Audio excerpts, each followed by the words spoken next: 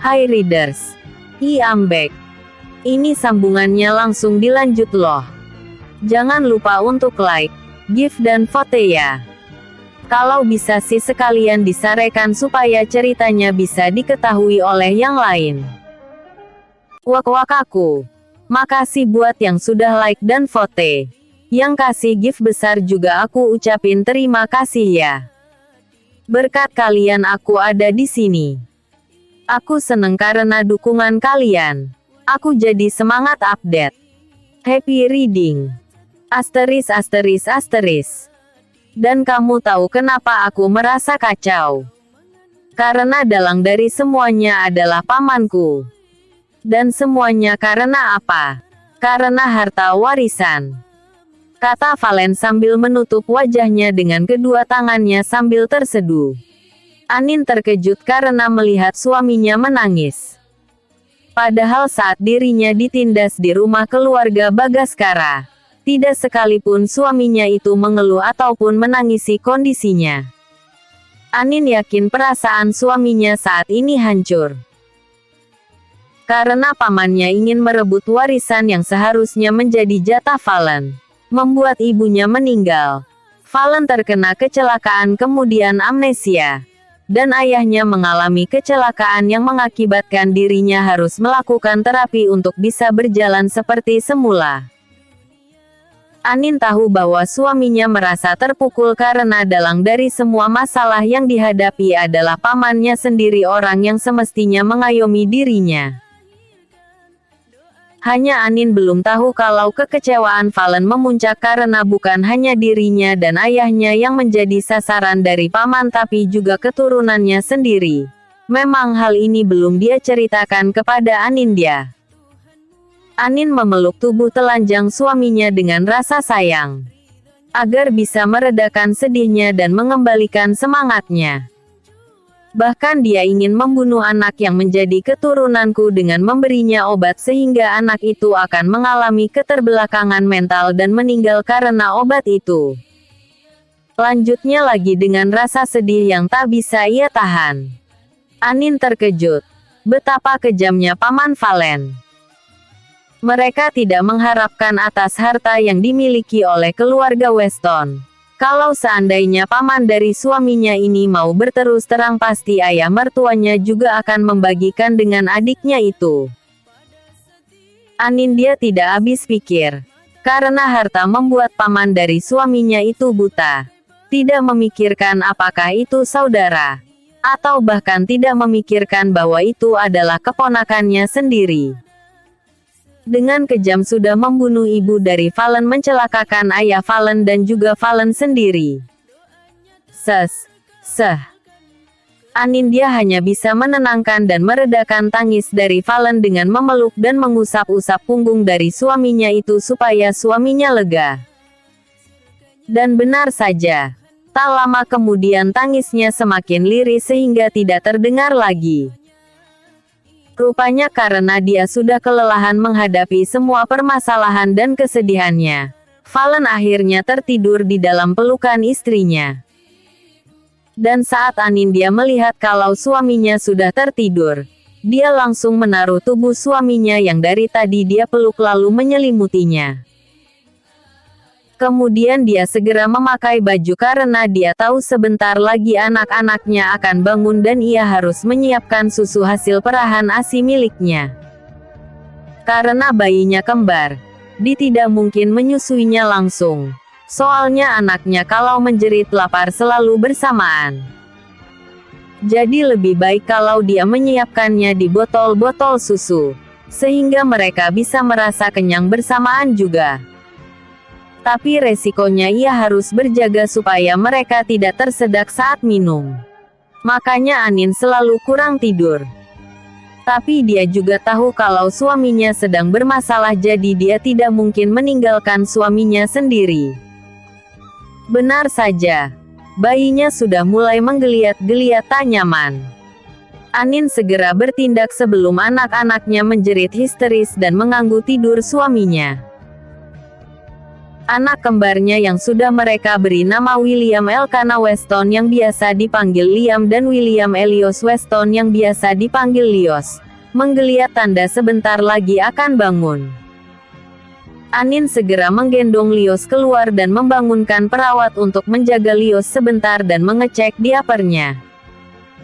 Lalu Anin masuk kembali untuk mengambil Liam yang sudah memberikan tanda-tanda ingin bangun dan lapar karena bibirnya mengecap-ngecap tanda dia haus. Anin membawa Liam juga keluar dari kamar dan menaruhnya di kamar anak yang memang disediakan Valen untuk kedua anaknya. Sehingga saat ia berduaan bersama Anin, suster bisa menjaga kedua anaknya. Anin juga menyerahkan 1 botol susu untuk diminum oleh Liam. Karena Valen tidak tanggung-tanggung langsung menyewa 2 perawat, jadi saat menyusui begini Anin hanya memeras susunya untuk persediaan anak-anaknya. Bu, Tuan Lios sudah tidur lagi. Mau ditaruh di kamar ibu? Tanya salah seorang perawat sambil menggendong Lios yang sudah tertidur karena kekenyangan. Sudah ditepuk-tepukkan sus? Tanya Anin seperti biasa sambil mengambil Lios dari gendongan perawat Lios. Sudah bu, kata perawat itu dengan santun. Saya bawa saja ke kamar saya sekarang, katanya sambil menggendong Lios balik ke kamarnya.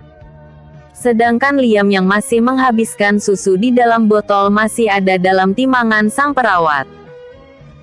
Perawat Lios membereskan botol penyedot ASI dan menyimpan stok ASI yang diperah ke dalam freezer ASI milik Anindya. Walau memiliki kamar sendiri dan 2 perawat yang menjaga, tapi Anin tidak mau menyerahkan perawatan anak-anaknya ke tangan perawat. Dia tetap menjaganya sendiri. Kecuali memberi susu yang perlu barengan, Anin baru meminta bantuan kedua perawat itu. Pada saat Anin keluar lagi setelah menaruh Lios yang tidur ke box bayi milik Lios, ternyata Liam juga sudah tertidur nyenyak dan sudah ditepuk-tepuk oleh sang perawat agar bersendawa-sendawa serta menyerahkannya kepada Anin. Anin bersyukur karena kedua anak kembarnya itu sangat mudah untuk diatur. Tidak pernah rewel.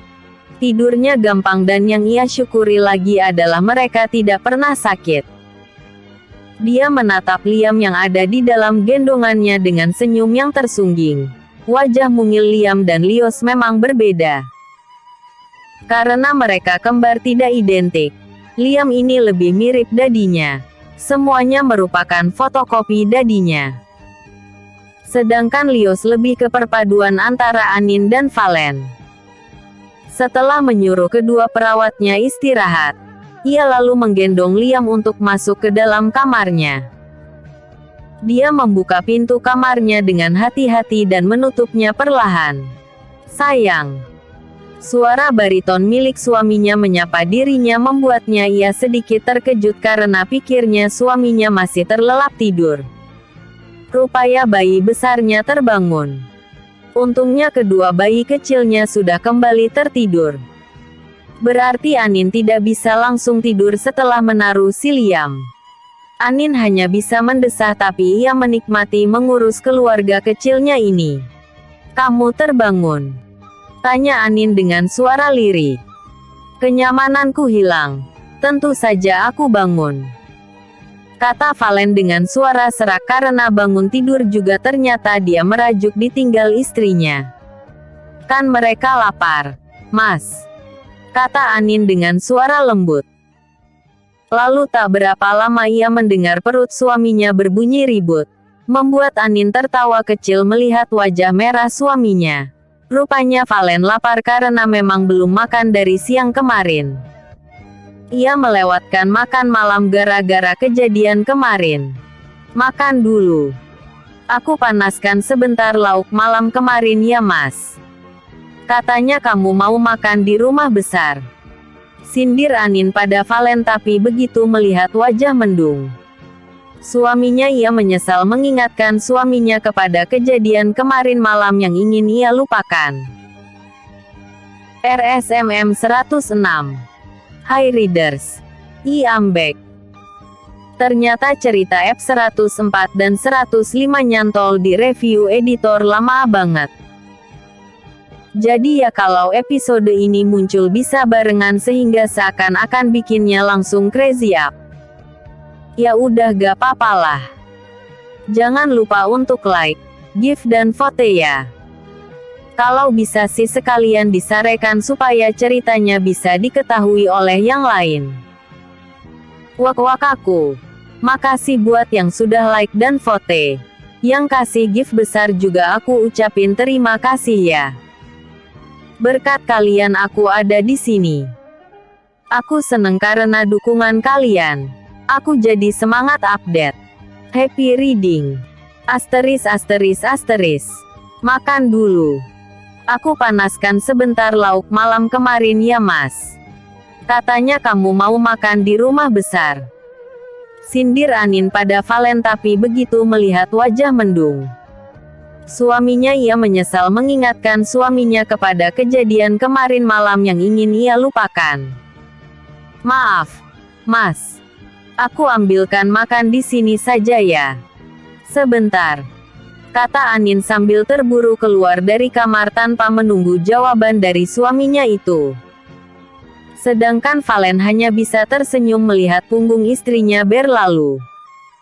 Valen langsung jalan tanpa menggunakan apa-apa ke arah kamar mandi. Dan setelah keluar dari kamar mandi, dia menengok ke arah box bayi anak-anaknya dan menatap anak kembarnya yang masih terlelap dengan tatapan sayang. Pipi mereka yang cubi dan wajah tampan mereka membuat dirinya gemas dan ingin membangunkan mereka dengan cara menciumi wajah mereka dengan gemas. Mas, ini udah aku bawain makanan loh. Kata Anin yang membawa sepiring nasi dan lauk yang banyak buat Valen melotot kaget. Sayang ini sudah dini hari. Masa mas makannya banyak banget? Tanya Valen dengan kaget. Hai. Tadi kan mas kecapean. Perlu banyak energi yang masuk dong. Katanya dengan manja. Valen tambah gemas dengan mominya anak-anak. Kalau gak pas masa nifas gitu, pasti Valen menyerang. Kok anak-anak kembarnya tertidur nyenyak? Momi menggoda ya? Ya ampun Dadi. Kapan digodanya? Lah disuruh makan kok malah dikatain menggoda. Sini Momi suapin aja. Kata Anin sambil menarik Valen untuk duduk di sofa dekat box baby mereka. Supaya dia bisa menyuapi suaminya itu dengan lebih mudah. Valen hanya menurut untuk duduk dan kemudian menikmati disuapi istrinya. Besok kamu kerja jam berapa? Kalau kamu memang tidak ada meeting penting lebih baik kamu besok istirahat dulu saja dan masuk ke kantor kalau sudah jam 12. Karena aku lihat kondisi kamu belum fit sepenuhnya. Jangan terlalu memforsir tubuh kamu. Ingat kamu masih memiliki aku sama kedua anakmu ini. Jadi kamu harus sehat mas. Kata Anin masih juga sibuk unyuk menyuapi suaminya dengan makanan yang tadi ia bawa itu.